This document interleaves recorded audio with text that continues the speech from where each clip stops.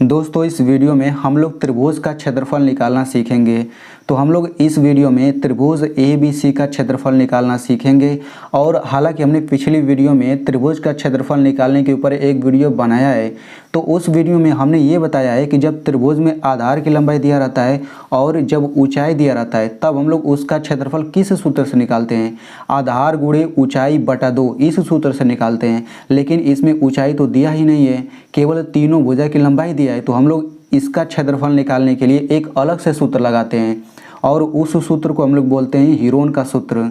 तो हम लोग इस वीडियो में हीरोन के सूत्र के बारे में डिटेल में चर्चा करेंगे।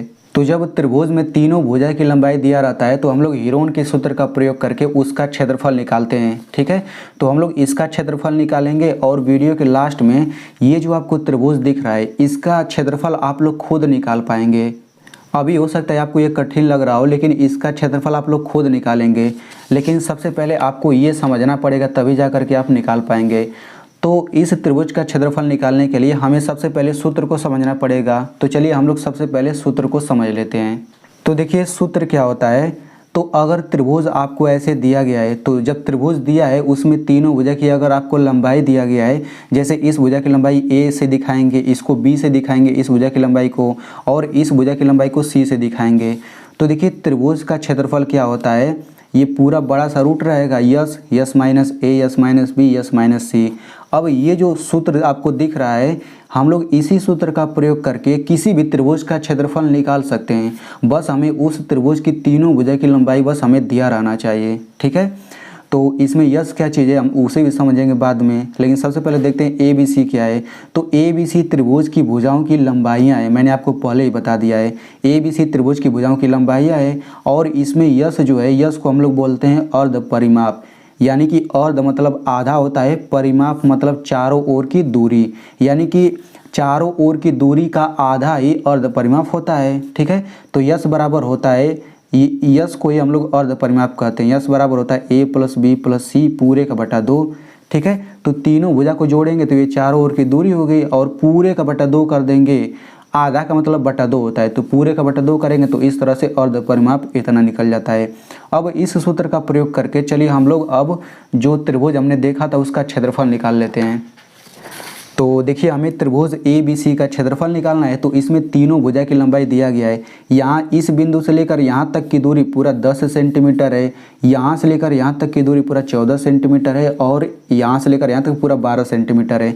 यानी कि इस त्रिभुज में तीनों भुजा की लंबाई दिया गया है, तो हम लोग इसका क्षेत्रफल निकाल सकते हैं हीरोन के सूत्र से। ठीक ना, यहाँ पे मैं आपको बता देना चाहता हूँ, ये जो क्षेत्रफल का ये जो सूत्र है इसी को हम लोग हीरोन का सूत्र कहते हैं। ठीक है, अब इस सूत्र को हीरोन का सूत्र क्यों कहते हैं, तो देखिए हीरोन एक व्यक्ति का नाम है, यानी कि हीरोन एक गणितज्ञ थे और उन्होंने इस सूत्र को बताया था, इसीलिए इस सूत्र को हीरोन का सूत्र कहते हैं। ठीक है, तो इसका उपयोग करके कैसे हम लोग इसका क्षेत्रफल निकालेंगे।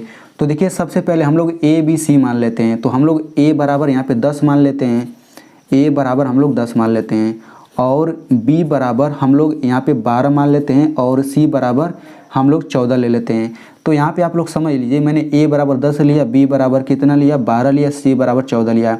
आप ABC किसी को भी मान सकते हैं, आप A बराबर 12 ले सकते हैं, B बराबर 10 ले सकते हैं, C बराबर 14। ठीक है, आपकी मर्जी, A बराबर 14 लें, B बराबर 12, C बराबर ये, मतलब ABC कोई भी आप मान सकते हैं, इसमें कोई दिक्कत नहीं, हर तरीके से आंसर सेम आएगा। तो मैंने ABC मान लिया। ठीक है, तो ABC हमने पता कर लिया। अब यस का मान निकाल लेते हैं। तो यस का सूत्र क्या होता है, A plus B plus C पूरे का बटा 2, यही तो होता है।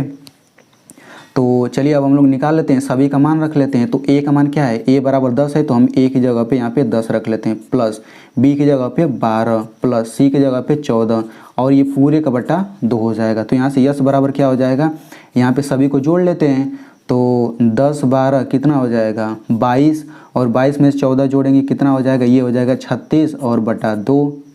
अब यहाँ पे देखिए 36 में 2 से भाग देंगे तो कितना आ जाएगा, तो 36 में जब हम 2 से भाग देते हैं तो 18 दूना 36, 18 बार में कट जाता है। तो इस तरह से यस का मान आ गया, यानी कि अर्ध परिमाप आ गया, A यहाँ पे आ गया, B आ गया, C आ गया। तो अब हम लोग त्रिभुज के क्षेत्रफल का सूत्र लगाते हैं। तो हम लिखेंगे त्रिभुज ABC का क्षेत्रफल बराबर, तो अब हम लोग वही हीरोन का सूत्र लगा देते हैं। तो क्या होता है, यस यस माइनस ए, यस माइनस बी और यस माइनस सी। तो चलिए इसी में सभी का हम लोग बारी बारी से मान रखते हैं। तो यहाँ पे यस के जहाँ पर भी यस दिखे वहाँ पे 18 रखेंगे, तो यहाँ पे 18 हो जाएगा। फिर कोष्टक लगा लेते हैं 18 इस यस की जगह, फिर माइनस इस ए की जगह क्या रखेंगे 10 रखेंगे, तो ये हो जाएगा 10। फिर कोष्टक इस यस की जगह पे रखेंगे कितना 18, माइनस बी की जगह क्या रखना है 12 और इसके जगह हो जाएगा 18 माइनस इस सी के जगह पे क्या रखना है 14 रखना है, तो यहाँ पे आप 14 रख लीजिए। अब इसको हम लोग हल करते हैं तो ये पूरा रूट वैसे ही रहेगा, यहाँ पे हो जाएगा 18, फिर ये कोष्टक 18 में से 10 घटेगा कितना आएगा 8 आ जाएगा, 18 में से 12 घटेगा कितना आ जाएगा 6 आ जाएगा और 18 में से 14 घटेगा ये 4 आ जाएगा। ठीक है, अब इसके बाद क्या करेंगे, देखिए यहाँ पे कोष्टक लगा है ना, तो जब हम कोष्टक हटाएंगे तो ये बीच में गुणा होता जाएगा। ठीक है, यहाँ पर हटाएंगे तो फिर गुणा हो जाएगा, यहाँ पे हटाएंगे तो ये गुणा हो जाएगा। तो देखिए जब भी त्रिभुज में तीनों भुजा की लंबाई दिया रहता है, यहाँ पे आप लोग ध्यान से समझिएगा एक चीज़ कि यहाँ तक तो जो है ना सभी बच्चे लगा लेते हैं, इसके बाद गलती करना शुरू कर देते हैं। तो यहाँ तक तो सभी लोग कर लेते हैं, इसके बाद जो है सबसे महत्वपूर्ण है, तो आप लोग इसे ध्यान से समझिएगा। ठीक है, अब से जो मैं बोलने जा रहा हूँ उसे आप ध्यान से समझिए। तो देखिए कैसा भी आपको त्रिभुज रहे, अगर त्रिभुज में तीनों भुजा की लंबाई दिया गया है तो जब भी आप उसको हल करेंगे हीरोन के सूत्र से तो इतना 4 गो संख्या आएगा, 1 2 3 4, 4 संख्या है कि नहीं।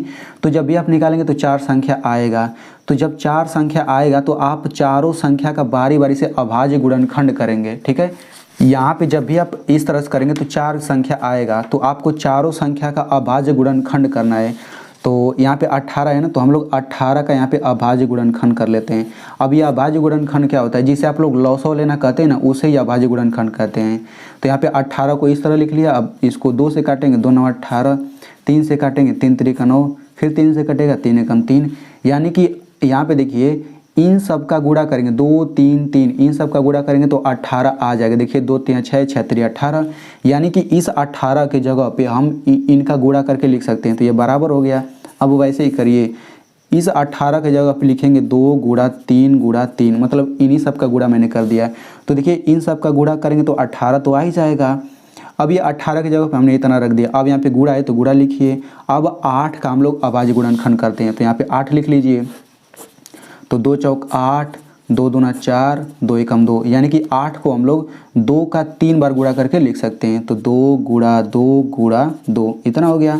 अब वैसे ही 6 का अभाज्य गुणनखंड करिए, तो यहाँ पे मैं 6 ले लेता हूँ। 2 3 6, 3 एकम 3, यानी कि 6 को 2 गुणा 3 लिख सकते हैं। तो यहाँ पे गुणा हो जाएगा 2 गुणा 3। ठीक है, अब लास्ट में 4 बचा, तो 4 का हम लोग अभाज्य गुणनखंड करते हैं, तो ये हो जाएगा 2 दूना 4, 2 एकम 2, तो 4 को 2 गुणा 2 लिख सकते हैं, 2 गुणा 2। ठीक है, तो आई होप आप लोग इतना भी कर लेंगे। अब इसके बाद हम लोग क्या करेंगे, देखिए अब इसके बाद हम लोग जोड़ा बनाते हैं। अब जोड़ा कैसे बनाते हैं, मतलब देखते हैं एक ही संख्या 2 बार आना चाहिए।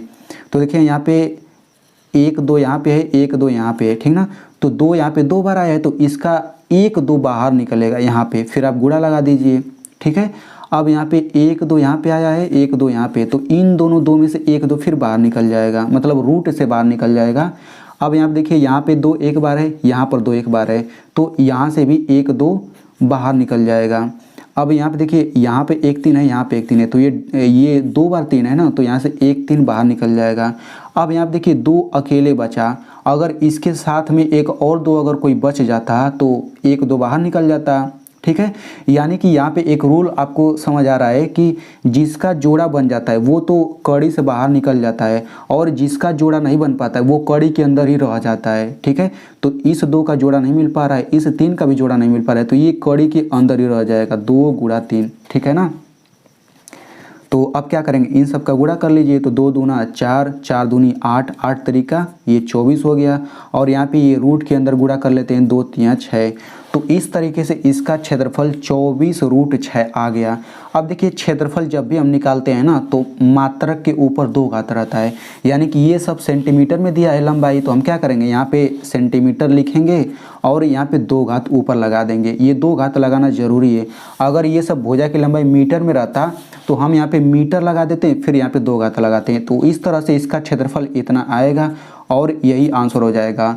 अभी आप लोग एक चीज़ और समझ लीजिए, तो मैंने आपसे बताया था कि जब भी आप लोग इस तरह से त्रिभुज का क्षेत्रफल निकालेंगे तो यहाँ पे 4 संख्या आएगा। तो हम लोग यहाँ पे एक चीज़ समझ लेते हैं थोड़ा अच्छे से। मान लेते हैं कि हमने त्रिभुज में जो होता है घटा करके हमने इतना ला दिया। मान लेते हैं यहाँ पे 10 आ गया, गुणा 6 आ गया और 3 आ गया और यहाँ पे 5 आ गया। मान लेते हैं घटा करके इतना 4 संख्या आता है ना, हमने ये बीच वाला स्टेप उठा लिया है क्योंकि इसके बाद बच्चे गलती करते हैं, मैंने इसीलिए ये वाला स्टेप उठाया है। तो आप क्या करेंगे, जो मैंने रूल बताया था कि यहाँ पे जो संख्या इसका अभाज्य गुणनखंड करेंगे तो 10 का अभाज्य गुणनखंड करिए तो 2 5 10, 5 एकम 5, यानी कि हम लोग इस 10 के जगह क्या लिखेंगे 2 गुणा 5 लिख देंगे। 2 गुणा 5, यहाँ पे गुणा गुणा लिखिए। अब यहाँ पे 6 आ गया तो 6 का अभाज्य गुणनखंड करते हैं तो 2 3 6, 3 एकम 3, यानी कि 6 के जगह पे 2 गुणा 3 लिख देंगे। अब इसका अभाज्य गुणनखंड करेंगे ना तो देखिए 3 है तो 3 का अभाज्य गुणनखंड ये 3 ही रहेगा, तो ये हम 3 के जगह पे 3 ही लिखेंगे गुणे। अब 5 है तो 5 का अभाज्य गुणनखंड 5 ही होगा, तो ये 5 लिखिए। अब हम लोग क्या करेंगे, जोड़ा बनाएंगे। तो देखिए यहाँ पे 1 2 है, यहाँ पे 2 है, तो इन ये 2 2 बार आया ना तो 1 2 बाहर निकलेगा कड़ी से बाहर, फिर गुणा। अब यहाँ पे देखिए 3 एक बार, यहाँ पे 3 यहाँ पे, तो 3 2 बार आया ना तो 1 3 बाहर निकल जाएगा। यहाँ पे 1 5, यहाँ पे 1 5, तो 5 2 बार तो 1 5 यहाँ पे बाहर निकल जाएगा। अब देखिए रूट के अंदर कुछ बचा ही नहीं, यानी कि जब रूट के अंदर कुछ भी नहीं बचता तो रूट गायब कर देते हैं बस। अब यहाँ पे 2 3 6, 6 5 30, तो इस तरह से क्षेत्रफल कितना आ जाएगा 30 सेंटीमीटर स्क्वायर। तो बस मैंने यहाँ पे मेन चीज़ ये बताया है कि रूट में अगर कुछ भी नहीं बचता तो हम लोग यहाँ पे रूट को गायब कर देते हैं। तो आई होप आपको यहाँ तक बहुत ही अच्छे से समझ आ गया होगा। अब आप लोगों को मैं यहाँ पे सवाल दे देता हूँ, तो आप लोग इस त्रिभुज का क्षेत्रफल निकाल करके कमेंट में ज़रूर बताइएगा। इस भुजा की लंबाई 8 सेंटीमीटर है, इस भुजा की लंबाई 6 सेंटीमीटर और इस भुजा की लंबाई 10 सेंटीमीटर। तो अगर आपको ये वीडियो अच्छे से समझ आ गया है तो आप लोग इस वीडियो को अपने दोस्तों के साथ ज़रूर शेयर करिएगा, क्योंकि उन्हें भी ये अच्छे से समझ आ जाएगा।